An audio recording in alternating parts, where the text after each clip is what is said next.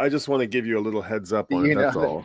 Yeah. Do you know that clip of this kid who's in the basement and he's like trying to record the drums and he's got the microphone and he's kind of trying to pull the microphone closer to get right over the drums and the mic cable's totally stretched out and he pulls it a little too far and the mixing board like falls over and the drums fall over and there's this giant noise and you hear the dad upstairs like scream like, what the hell was that? Have you ever seen that clip? Yes, I've Oh seen my it. It's God. quite I don't funny. know. That's so funny. Hold on. We got Yeah, a giant ambulance siren thing here. I don't know how good I can hear the you noise okay. cancellation software is. This is going to It's not isolating push it it that to its well, but it's limits. okay.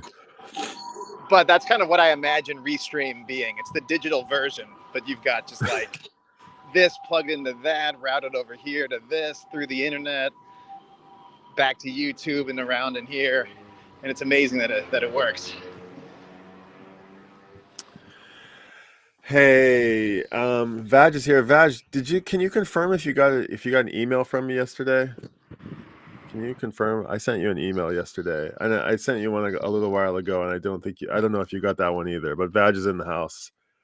I'm gonna So say he that this. never reveals himself. I realize it's so weird to just talk and like talk to text on Other the screen. people. When we had what's his name? Ivan? What was that guy's name? Stefan, yeah. Stefan, that's it. I was missing the S and the T. Yeah. It was like, oh man, Stefan. there's actually a person here. Yeah. Edge will never reveal himself. He's lurking in the shadows. DJ Trish is in the house. DJ Trish is a nice YouTube personality. I was just streaming Lamp at Nectar's. Lamp. Oh, the band Lamp. Yeah, Ray. Yeah. Ray and Russ, and then some guy on guitar. I forgot his name. Right. Ray Pachkowski and Russ Lawton, and then somebody else. And then somebody, Ryan. It's like some guitarist. Okay. Looked a bit younger than them. I think they used to play as a duo. Occasionally they play as a trio with this guitarist. Dude, it was so groovy. I'm gonna say it's like better than Tab. What? It was like the great grooves of Tab. It's like those videos that are on YouTube where someone just like clips all the jams from the summer tour. There's no actual songs. They just like make a giant mix of just the jams. That's what it felt like. It's like, oh cool, there's no singing and songs. It's just, they're just like grooving, and it just sounded so good. Not that it's better than Tab, but it was like, oh, this is like just focusing in on this one element that we're used to in Tab, but making it the main attraction, you know. And God, they sounded so good. And Ray's like playing the bass parts with his left hand, like down low on the organ, and it's like boom, boom, boom, boom, boom, boom.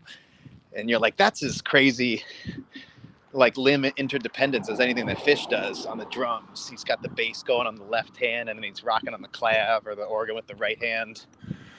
So cool. Yeah, the bass. The Fender made a bass piano, right? There's a bass Rhodes out there somewhere. Oh, there's They're a bass rare. Rhodes. Yeah, there's a bass Rhodes. And one of those like organs, you know, with the two keyboards, those get pretty deep. I don't know. Yeah, I've never actually seen one before, but I remember I feel like John Paul Jones had one on stage frequently, and I think he also had John Paul Jones would get on the organ, and maybe had like the bass pedals that Mike used to use too. Yeah, and also Ray Manzarek had one, I think, on stage that you would see from time to time. Right. Man, the Kids in the Hall. I think it's Kids in the Not so Hall. well, but yes, like of course. There's the skit about the record store, about like the Doors fan.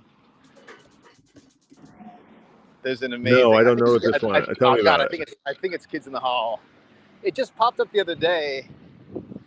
Like someone had a video showing who's the guitarist, Robbie Krieger or something. Who's the guitarist for the Doors? Yep.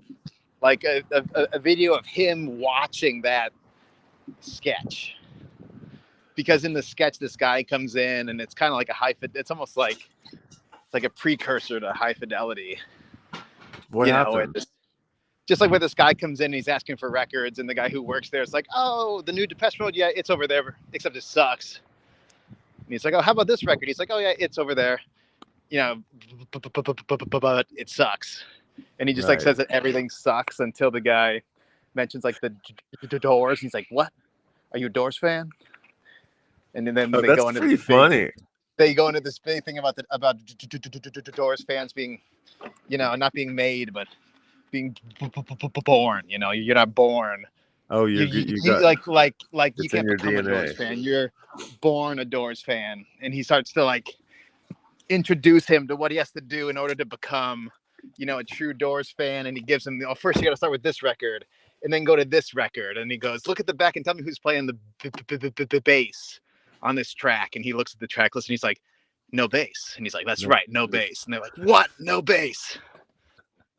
Very funny. It's like a proto high fidelity like record store Oh, I want to see that. comedy sketch. And there was like, saw a clip of like someone showing it to Robbie Krieger, and he's He's getting quite, laughing at it. he's laughing. There's a bunch of like deep Doors like lyric references and He's stuff. cool. Those guys are those three guys, John Densmore and Ray Manzarek. I think they're all still living. At least they're on. I I think think they're Raymond friendly. Zarek died actually. Okay, yeah, they're on panel like in interviews, and they all look like themselves. They all look like They look like they. Well, I mean, I would hope that they look like themselves. yeah, they look like themselves, but they just look like it's just funny. It's like you remember when that Beatles, what was the Beatles movie where Jim Morrison died, and it's this whole thing. But you're like, all the other guys are like still around. Yeah. I went through it like because I was like Doors was huge to me. Doors was like I was 13 maybe or 14 when Oliver Stone's movie came out. That was a huge deal. And yeah, we lived by the Doors for a summer or two. That was That's a so funny very, because very impressionable movie. I was really never into it, and I'm still not. Well, it's just like never. I feel like this has come up on the log, the Doors. yeah, probably. I saw an article on something yeah, go for it. No, you go for it. I'll come back. I just thought that the Doors, the way that they just sounded so boring to me as a kid. And I thought this must have sounded so edgy and wild when it was new, but it's paved the way for so much other music that it doesn't have the shock value when, all the stuff that came after didn't exist yet. Like a lot of things are like that, like, oh, this thing is famous because at the time it was blowing people's minds and no one could believe anything could be so edgy and pushing the boundaries of those boundaries that don't exist now. And it doesn't have the impact that it had. It has a different context that it now exists in. And to me, it always sounded like that. I'm like, this is stuff my dad likes. And it must have been like the hardest and heaviest or coolest thing when it was new. But now I can't hear it like that. It's kind of how I always felt about the Doors, and maybe didn't give them as deep of a listen as I should have. And there's a couple songs that I do like, but I haven't I haven't listened to the Doors in decades. I haven't listened to them in a really long time. I mean, except the last thing. Yeah, it's like the last thing was like when Phish played "L.A. Woman" at the Forum a couple years ago. Okay. Like, oh yeah. The Kiefer the Stats remembers No, this. you know what? Phip, and also Phip, to shout out Phip, Radio France. I feel like Love Her Madly. There's one of the Phip DJs will throw on a Love Her Madly. Oh, interesting. Once in a while. That's I heard that on Phip and was like, ooh, okay, yeah, okay. There's maybe some Doors, and that's probably the song that Doors fans don't like. I don't know. That's the L.A. Woman album, I think. That's a pro tip. That's a bit of kibble for anybody here who is tuning in who has never heard of Phip. If you haven't heard of Phip, I'm dropping a link into the chat here. It's Radio France, public radio. Brian's been on a personal crusade, to turn as many people on to Radio France as possible. It's the best radio ever. Amazing. No, crazy eclectic. Very good programming. And just around the clock. It's been around for probably 50 years or more. And it's just fantastic. I got attuned to it by just like one day being like, I'm gonna figure out this program thing on my amp, and like I'm gonna plug in Yep. the top 20 radio stations, and Phipp was on there, and it was nonstop listening, and it's like DJs, it's like Yeah, look and at the the wiki. They play fucking thousands of artists, independent music. It's like no repeats in a 48-hour window. It's like and then everything of a great then music. the Phippettes are on there, and the Phippettes come on and have these sultry voices every now and again, and you're listening to Phipp, and next up on the Phipp is and they have a little traffic, a little bit of it's like NPR, but it's like it's Yeah, but they'll 99% talk to music. 30 seconds. Yeah, it's quite short. But back to the Doors, like, so there's some Phipp DJ who loves LA Woman. Love her. I Yeah. I saw an article today which was about Lou Reed's favorite song by Tom Waits, which I was like, oh, that's interesting. This is two of my favorite artists. I wonder what is Lou, and it was probably like a 10-year-old article, but it was, what is Lou Reed's favorite Tom Waits song? I thought it actually had said, I misread it. I thought it said Tom Waits' favorite Lou Reed song, and that was really curious to me but anyway, the article is this really It crappy would have been one of article. those like Tom Waits like fake interviews where he It just was actually, yeah, more or less that's what it was, but it was it was the other way around. It was but Lou it was Reed. the Tom Waits Facebook official. Well, I don't even know if it's official, but it was the whoever has the Tom.Waits or whatever on Facebook. It was that group. I think they have quite a few followers. At any rate, I go through there, and the song that he liked, the song that Lou Reed cited him knowing, was kind of interesting. It was "Bad as Me." Oh. As bad as me. Like a quite recent song. In fact, I was gonna one say, of the when did most. Lou Reed pass away? I almost wonder, Yeah, it's been did 10 he hear years. that last album? So, but that would suggest, and then the article went on to say that like he was quoted in an interview saying, uh, "Oh well, I like the early stuff and I like the mid stuff, and it wasn't until he knew Tom Waits' discography, which was kind of interesting. And the fact that he mentioned Bad as Me was sort of implied that he was following it for quite a while, which I thought was sort of telling and cool. But Tom Waits, who spent some time in LA, is talking about Jim Morrison. There's a quip from him about Jim Morrison, and he says that Jim Morrison was just a silly LA guy. Well, I should pull it up. A silly LA dude, a silly LA character. It was pretty funny. Man, yeah. Really dismissed him. Yeah, I don't know. You kind of look at. I don't know. But that's the thing. All Like was so obsessed with him. everybody's coming to music from their own angle, with their own reference points, touch points. Man, Strange Days and like The End and Riders on the Storm. Like I listened to those songs 1,000 times more. Yeah. They were just so groovy and so psychedelic. And on the rainy days and camping with your buddies, and in high school, it was like and like just sitting on patios in the rain when like summer days and the parents were gone or whatever it was. It was just like that was a soundtrack of a chapter of my childhood. Yeah, so you have those memories and associations with that. That's not baked into the music itself, right? So you have a whole experiential element to your. Yeah, and the movie had a lot to do with it. It had a whole lot to do with it. So the big kibble, the big can of dog food that we have is this crazy show that happened yesterday. That was what was it called? Oh right, yeah, I forgot. Yeah, man, like Love Rocks New York. What was it? Some benefit show. New York Love Rocks. Yeah, Love Rocks New York. Yeah, benefit show. And it was very confusing because the logo had this like food. It had a guitar, and half the body of the guitar was a fork, and the other half of the guitar was like a guitar, which would imply that it was like a food raising foundation. But they were raising money for, what was the name of the organization? They were raising money for this Love Rocks New York, an annual concert. The beneficiary of the funds that they were raising was some charity, some organization that fulfills orders for like special food people with food needs and but who have like dietary restrictions or something like that. I read up a little bit about it. It was quite weird. Like all these custom, like how if you get on an airplane and like that one order, like the vegetarian on the plane gets like the special Right. order.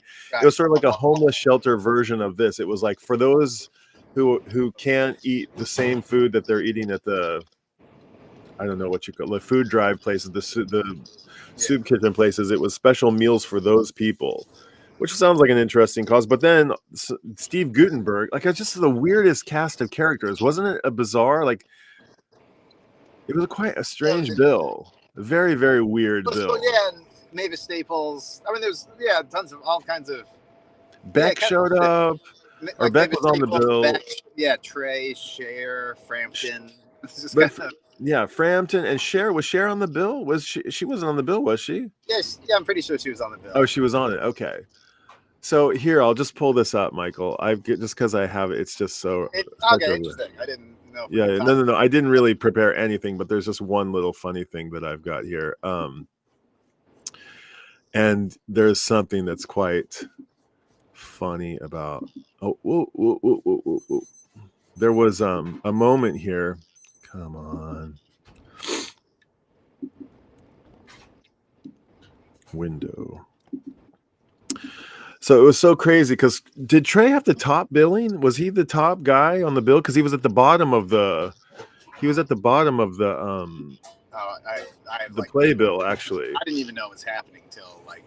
I didn't even know it was happening either.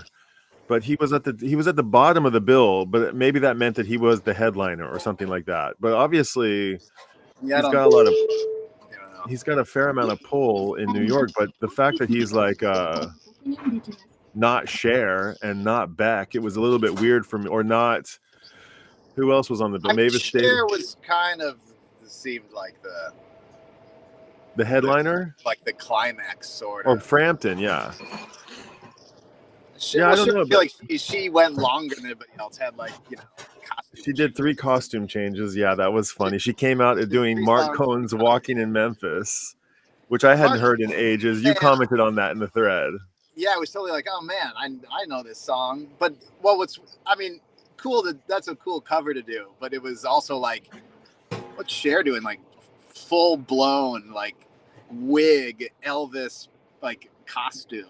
It was very weird. Looking it up and being like, oh, she's done this before. She's got, and there's all these rumors of did or did she not like, go out with Elvis and did she? Oh, sleep? Really? I don't know that story. I didn't know that. Okay. And it's like you can't, she won't deny, or. Oh, interesting. Okay. Like, did she or did she not have a thing with Elvis in between? Like she was married to. Like Bono guy and Sonny. Why did I think Sonny's name was Bono? Is his last name Bono? Guy? Yeah, Sonny Bono. Bono. Yeah, okay. Yeah, Sonny Bono. Not Bono from U2. No, that would be, but I wouldn't put it that past her either. She's kind of, I have a funny thing. I did. Power. She just like takes over people. Like Trey was just like drawn in. Yeah, charisma, super charisma. By Cher's super charisma. Well, I heard somebody either in the chat or on stage, or I don't know where I heard this, but it was like, get him in the middle, get her in the middle with next to Trey. I heard that it's somewhere. Yeah. And I think there was a little, the fact that she was center stage and sharing a mic with him meant that like, there was something there to that. So, and I don't know, I just thought it was kind of a riot. And the fact that he stopped playing guitar. I mean, there's so many little things that we could comment about. Yeah, he just like stops playing and it's just like, oh Cher. Does she surely, is he on her radar, I wonder? Is he on Cher's radar? Yeah. Who knows? I bet if she spends time in New York, maybe they've crossed paths, but she probably has no idea who his band is, I would imagine, like, oh, you're that guy, that redhead guy. I've seen you at all these events. But she probably has no idea what Phish is. But I have no idea. It's like you could Yeah, think I like don't know if Drake all over New York and just playing with a million people. Like maybe more people just know him personally and maybe have no idea what the hell Phish sounds like or what they do. They just know that he's in some band. Yeah. Oh, isn't he in that band that nobody knows anything about? Yeah, but if you're reading the trades, which you would think that Cher is, or whatever the Oh, you music played industry G or version of that, you can't ignore that Phish is going to be at the top of the money-making chart every year, right. Yeah, possibly as big as or bigger than Cher. I mean, I can't imagine Cher does more than but like a yeah, but at the Vegas same time, residency. like outsiders. Yeah, it's interesting. Yeah. And then Beck, I wondered about that dynamic. It's like, oh, are Beck? Surely they're on each Beck other's. totally seemed like he was just like on autopilot, just like Yeah, we you know, phoned that just one in a I little guess bit, eh? I'll come and do this thing, or he's getting paid to do it, or it just seemed like a job. It was kind of funny. Yeah, it Still was a delivered. It weird. was good. And yeah, the 1999 cover was a surprise. Yeah, and then who was the guy that was singing Saturday, Saturday? Who was that guy? Who was that guy? I have no idea who that guy is. When he came out, and he was singing. He was doing his best, like Freddie Mercury, T-Rex, Mick Jagger, just It was like all of them all combined into one, and just like cocky British frontman. It was a bit weird. It was fun though. It was cool. It was absurd. It was like a New Year's Eve gag almost. It was very fishy. And totally if you were in the comments, like it was a great show to be a Phish fan to, because we have a secret clubhouse where we can go and hang out with some Phish buddies, and freaking the thread was so hilarious. Were you way more chats than any regular Phish show? Like, why is everybody online watching this thing? And everybody's like, this is so weird. I was like, is this really happening? Is Cher on stage with Trey at the same time? Like, and the guy came out and they were like, what were some of the jokes? Oh, I want to pull up the chat. There was like what was there? Oh, can you think of any? Can you recall? I remember one. I remember you being like, is this I mean, it's like a charity thing. So, it's not like, it was interesting to think like, is this like what people consider normal music? Yeah. Oh, right. Is this what normal people listen? Is this what normies listen to? Because to us, this seems bizarre. It seems totally bizarre. If people are saying Phish is weird, we're like, this is fucking just as weird. The guy from the Eurythmics, with his like, with the Australian over, crazy. Yeah, it's very weird guitar show. straps, and like he was doing some costume changes. It couldn't have gotten weirder. It couldn't have gotten more strange. And then Cher comes out and she's staring at Mike with Trey, and then it's like it actually did even get weirder. And then that guy came, then the Saturday night guy came, who's singing Saturday night on a Thursday night. He comes out like, New York City. I heard you. They do say Thursday, Saturday. He prefaced it. He tried to make it work. Is that a thing? Does Elton say that before he plays that on a Thursday? I don't know, but when I was at school at UCLA, I don't know if this is universities in general, but like almost every class at UCLA was like Monday and Thursday. Monday and Thursday? Is that what you said? Okay. Yeah, like when I was at. Oh, so it's like party night is Thursday. Thursday night was when everybody went out. Like the weekend started on Thursday. Yeah, but still, Thursday is not Saturday. Well, that was the day that they, It's still just the thing is, you're gonna more often play a concert on Thursday. Sure. And then write songs about Saturday than the other way around. No one's writing Thursday night, THURSDAY. I was thinking about songs with Thursday in the title. Yeah. Thursday night. I got a couple laughs with the like, this is like our generation's The Last Waltz. Did you see that comment? That really got me thinking a lot, actually, thinking about The Last Waltz. What about? Just like thinking about, like, there's not many bands that just, amicably just stop playing and would do something like The Last Waltz. Yeah. Like Happy End, for example. I always think about Happy End. The name of their band is Happy End, and they seem to have like the band had a have properly happy end. It reminds me of like, I don't know if this is a common thing, but me and my friends often compare like British TV shows to American TV shows, Yeah. or like British TV shows often just go for a few seasons, which they call series. You know this in the UK? Like, Yeah. season 1, series 1, Okay. which is Yeah. so weird. You'd think of the whole show as a series with Mhm. seasons, like backwards, or it's the other way around. But like, it's nice for, to say like, okay, here's our story, 3-4 seasons. We'll tell the story. We'll wrap it up. The end. Versus,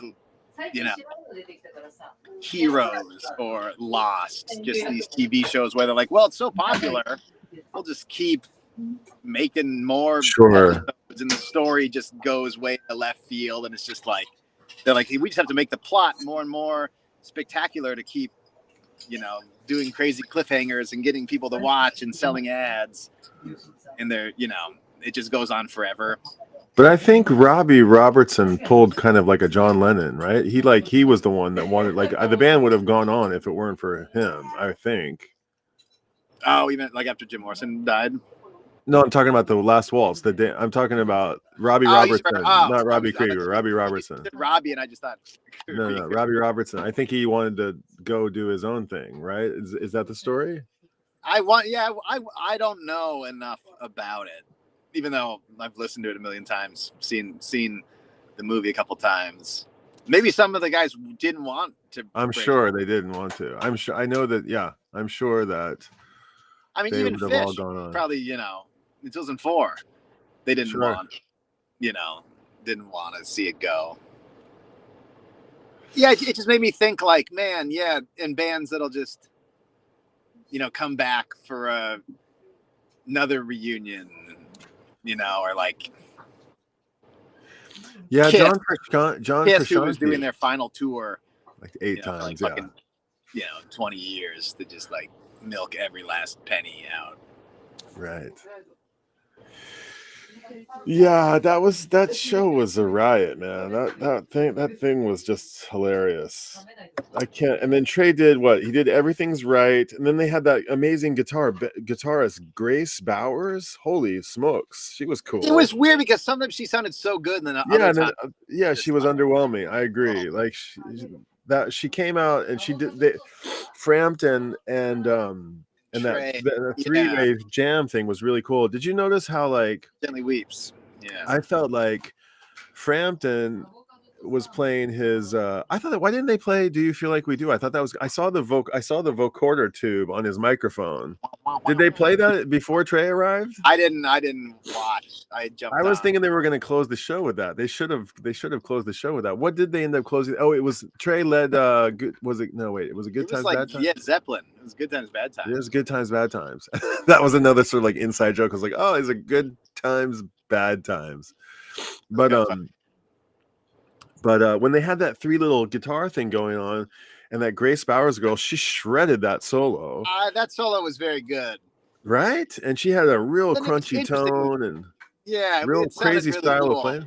Yeah, I like that. I like that kind of thing. And Trey, and then Frampton was like, you could tell that it was a honor for Trey to be playing with Frampton, and he was. He was giving him all the respect that he possibly could give to him. It was very evident, I thought. And then when the Grace Bowers thing came on, he gave that old like, excellent, nice jam, wicked solo. He did it twice, and then he played, and he played like so true to the actual original solo. Yeah, it was great. Yeah, it was cool. It was really a nice little tribute. Used to hearing him around, kind of flub those kind of things, right? Sort of, or like the Steely Dan induction thing a few months back, where he played and everybody was like, "Who's this? The guy fucking can't play the I think he flubbed a few notes on some." Who was it? Wasn't Trey? Trey played on a Steely Dan induction of the Hall of Fame. There was some, I don't know what it was, some honoring. I didn't see this thing. And it was the it was that crazy solo from, I don't remember. I don't remember. It was, I and they don't were know, bagging on him. 6 Oh, I months didn't. ago. There were, Okay, I think so. And well, and Fish fans will just sure. love to hate on him, or like Sugar Shack, or that there's just like certain riffs where it's like, oh, Trey's gonna flubs it every time. Just can't. Why does he not practice this? There's just like that side to it sometimes. Sure. But But man, it he's wasn't got like like, five oh, million. he's playing the George Harrison solo. Oh, but he's like, oh man, he's nailing it. No, and it's so, yeah, restrained and controlled. Yeah. Yeah, it was cool hearing the difference in tone and feel too between those, like the Yeah, three. he only had the tube screamers and the wah wah or the volume pedal. I don't know what that pedal was, but he had just the two tube screamers. Yeah, Uh, there was that little pedal board. Yeah. That And was the nice. tone was real. Yeah, It's it was the simple. tone was real distilled down to its kind Yeah, of essence. Fish. Sometimes it feels like a little over the top, where Could be. Mike and everybody, they're just like, and Fish is now has this like sample pad, and it's just like Right. just Gets adding out more there. toys all the time. It's like, it's nice hearing it stripped down. Yeah, there's a bit I always go back to in that gear breakdown where he's talking about he's talking about the heavy things bell that he made, ding ding, or what is that? The sample, yeah. And I think it's the gear breakdown before the last one, Oh, right, before the yeah. recent one. But he's talking about all the things that he does, and like he's got the reverse thing on something. I love how that sounds, and he goes through like 12, like in a 10 seconds, he goes through 12 examples of different effects that we all know from hearing, Yeah, and I thought about it's true. he's got to remember all the freaking melodies, and the fretboard, and then he's got this whole other machine that's like, you got to be a master operator of that thing. Yeah, happy feet.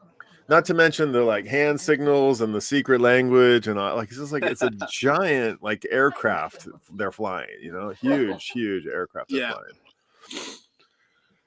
Yeah, that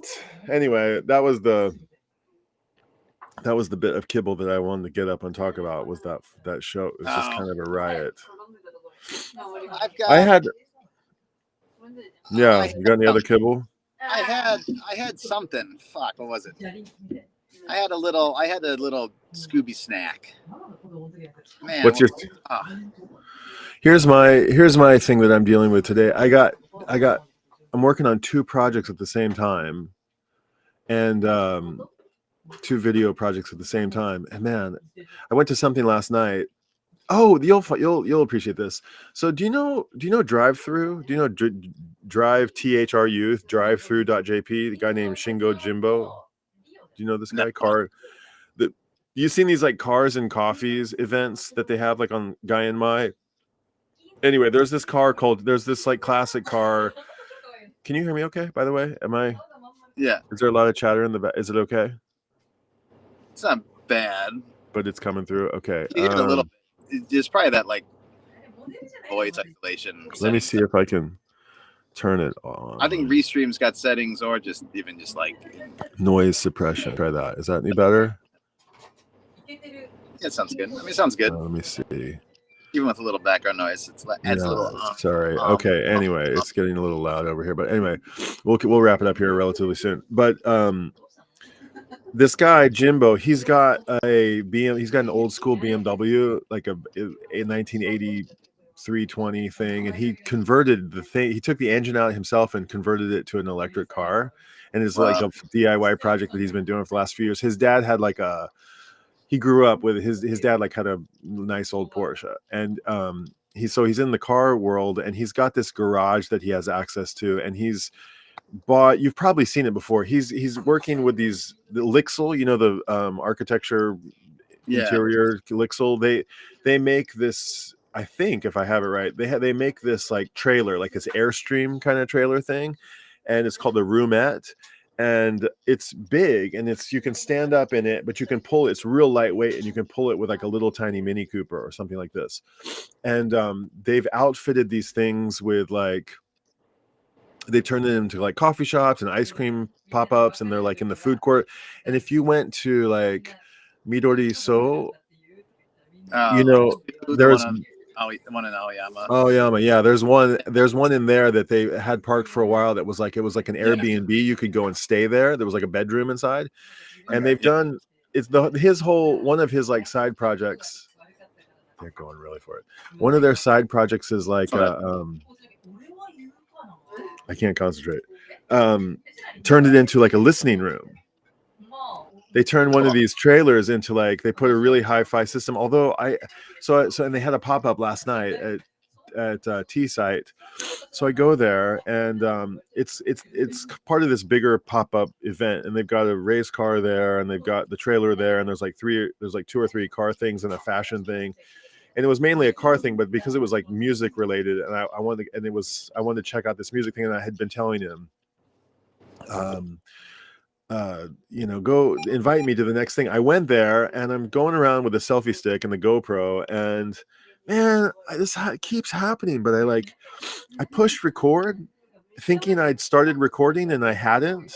And then on like one of the sections, and then like I stopped it, thinking that I was stopping it, but I actually started it again, and like got into like 2 or 3 of those, and like lost some really important footage. And now I gotta like figure out how to put that back together, which is kind of causing me a nightmare. And then I got this Tokyo toilet thing that I'm working on, and that I made a 3-hour-long video. Do you know about the Tokyo toilet project? Do you know about Perfect Days? Have we talked about it? We've talked about it. Bemsha. Maybe. I mean, Bemsha had a comment about it. I totally hated that movie. But oh, really? Okay, tell me why'd you hate awful. it? It's like awful movie. I loved it. I'm curious to hear why you hated it. Oh man, I don't. What didn't you like about it? Or what? Because Bemsha also hated it, and I was like, yeah, Bemsha hated it, and he told me. I mean, I didn't like. And I was like, what? And then my friend, I thought it was just not good. What I want to know, what was just boring or acting? What was bad about the acting? The everybody besides the main guy Koji Yakushima was awful. Basically, it was like that sort of TV drama overacting that you always see. Like the little sidekick guy, he was terrible. And he was awful. I thought. He was almost but it's almost like people like that. Yeah, people, but it was just like it was so overwritten, and that little part was ridiculous. But and then just like that type. I don't know.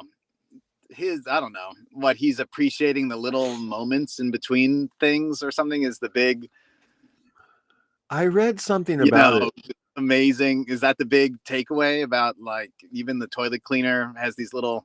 I just thought he's just like he's the type of old Japanese guy that's everything that's wrong with Japanese culture is that type of old guy who doesn't give a shit about anything and doesn't care about anybody but himself is what I thought about that type of person. Interesting. In Japanese, in that context of Japanese culture. And number 2, I know that it was produced by Dentsu.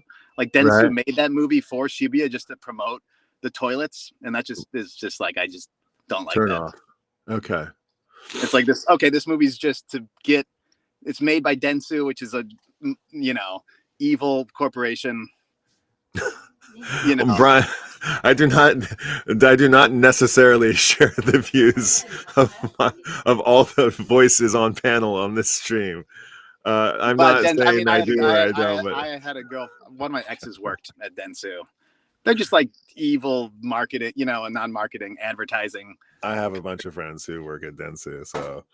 Yeah, your friend David. I mean, well, just because your friend works there doesn't mean it's. No, but I mean they're a huge company. They overlap on so many projects that I'm doing, or that I'm kind of tangentially connected to. That's all. They have a reputation. They're the reason that like Japan had to like change the laws so that they made people go home because they were. Yeah, that girl killed herself. I know.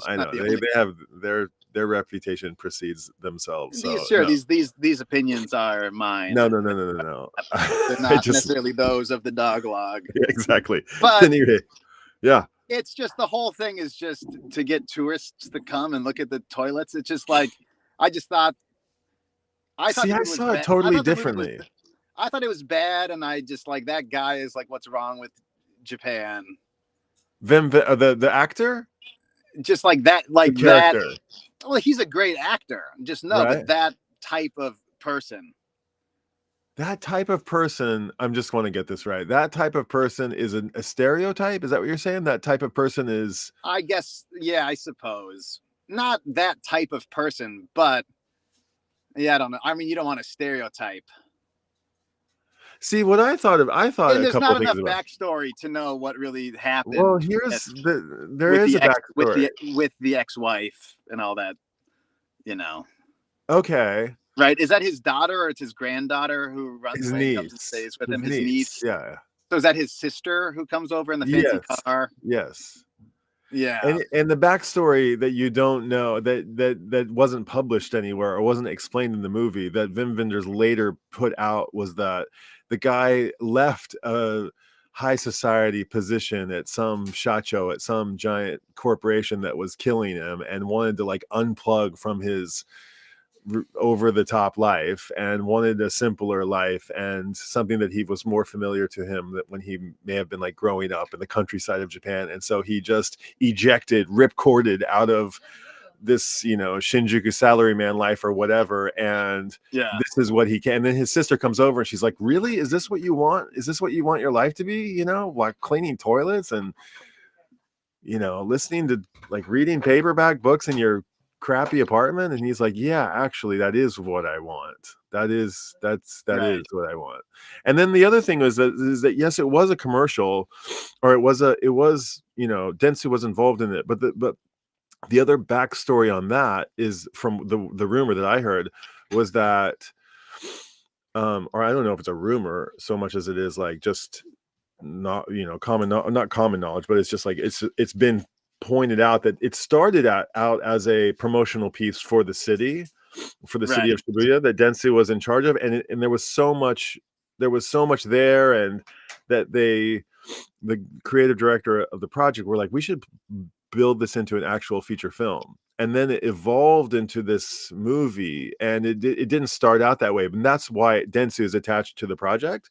But then they brought Van Vendors into it, and then it became like sort of like a product placement movie. But when you say it's like product placement, the only product that they're really selling is the taxpayers' money or whatever, or the city's money is going to good projects that beautify the city, because they're not selling anything. Right. Yeah. You The know, public. Right. Those. Yeah. it's a public In service. Japan, yeah, Japan has so many free public toilets that you kind of take for granted. Yeah, I read that little backstory about the protagonist before I watched the movie, just by accident. I was just kind of researching about it, and then so that gave me maybe a different perspective than maybe you or Bemsha had or other detractors had about it. And then the other thing, and you tell me what you think about this, because I'm curious about your opinion. Like when I saw Lost in Translation, I think I saw it in 2004. I moved to Japan in 2004, and I thought like that scene where he's like has to move the shower head like above his head because Japanese people are so short that he can't, like, he's too tall or whatever. I was so sort of like, I thought that was like such a caricaturization of Japanese people. And then Right. like the prostitute who comes to his hotel room and is like, I Right. want to lick your leg or whatever she says, and he's like, Yeah. Rip I'm his just stuff. like, oh, it's so cringy bad, but then that was like before I think there's like, I think It's like a there little bit could of. be some intentional, some intentional. It's very weird. Maybe I should get off. Yes. Either way. Yeah.